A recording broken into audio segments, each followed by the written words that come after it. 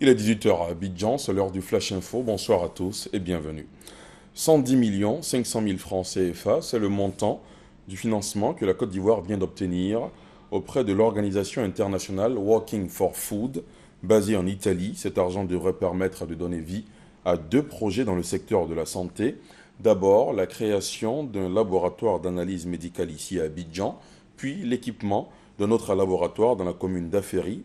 Working for Food est un groupe d'investisseurs qui fait la promotion de la coopération décentralisée. On en reparle dans la grande édition. En bref, le procès de Laurent Gbagbo devant la Cour pénale internationale s'ouvrira le 7 juillet 2015, annonce faite ce lundi par la CPI, la Cour pénale internationale. À l'étranger, la situation d'Ebola au Mali, 4 cas dont 3 décès ont été enregistrés dans le pays. La détection tardive d'un des malades inquiète particulièrement les autorités françaises qui ont renforcé les contrôles aux aéroports. L'annonce vendredi de ces 4 cas d'Ebola recensés sur le territoire malien fait craindre une nouvelle flambée épidémique, alors même que la situation sanitaire dans les 3 pays les plus touchés semble s'améliorer ces 2 dernières semaines. Le 18 novembre de chaque année, les pays africains célèbrent la journée africaine de la statistique. Le but est de sensibiliser le public sur l'importance de la statistique dans le développement économique et social du continent. Thème retenu pour l'édition 2014, des données en accès libre pour la participation inclusive et la responsabilisation. Le message du gouvernement ivoirien à la faveur de cette journée vous sera proposé dans la grande édition. À l'hémicycle, le projet de loi d'orientation du transport intérieur a été adopté ce lundi par les membres de la Commission des affaires économiques et financières du Parlement ivoirien. Le texte concerne le transport routier, ferroviaire et fluvial. Il prend également en compte les usagers, les acteurs publics, parapublics et privés intervenant dans le secteur du transport intérieur de marchandises ou de personnes. Fin au régime des militaires au pouvoir depuis 2 semaines au Burkina Faso. Ce sera finalement le diplomate Michel Kafando qui présidera aux destinées du pays.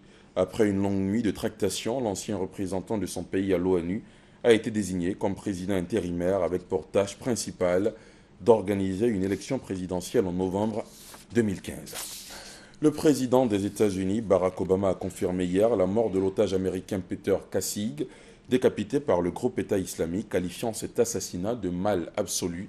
La communauté internationale est sous le choc au lendemain de cette nouvelle décapitation de prisonniers syriens. Reportage. L'État islamique a revendiqué dimanche dans une vidéo la décapitation de l'otage américain Peter Kassig, un travailleur humanitaire de 26 ans enlevé il y a 1 an en Syrie. Ses parents, qui avaient imploré les ravisseurs d'épargner leur fils, ont demandé aux médias de ne pas diffuser ces images pour ne pas jouer le jeu des assassins. Son bourreau serait un djihadiste britannique surnommé Jihadi John. C'est lui qui avait décapité des otages américains et britanniques. Cette vidéo montre également l'assassinat par Daesh de 18 personnes présentées comme des soldats syriens.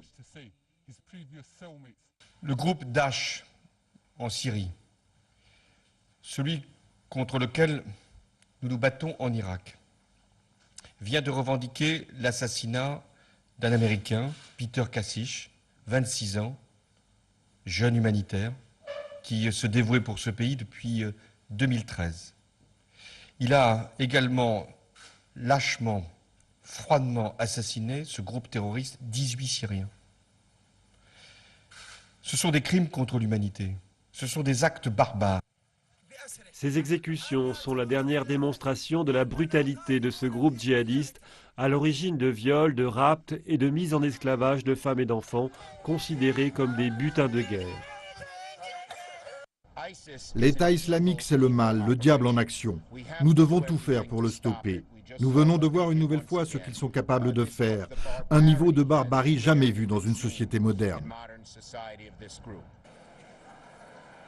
La coalition mise en place par les Américains pour détruire Daesh marque des points, mais les forces kurdes et irakiennes ont encore du mal à reprendre les villes tenues par les djihadistes. La bataille pour la ville syrienne de Kobané aurait déjà fait plus d'1 millier de morts en 2 mois. À suivre également dans la grande édition, le grand format de la rédaction. Ce lundi, coup de projecteur sur la pêche dans les eaux de Jacquesville et d'Abou. 18 mois après son interdiction, la pêche est désormais possible pour les acteurs de la filière de ces 2 localités. tout sur cette levée d'interdiction dans le grand format, ce sera dans le 20h. À tout à l'heure.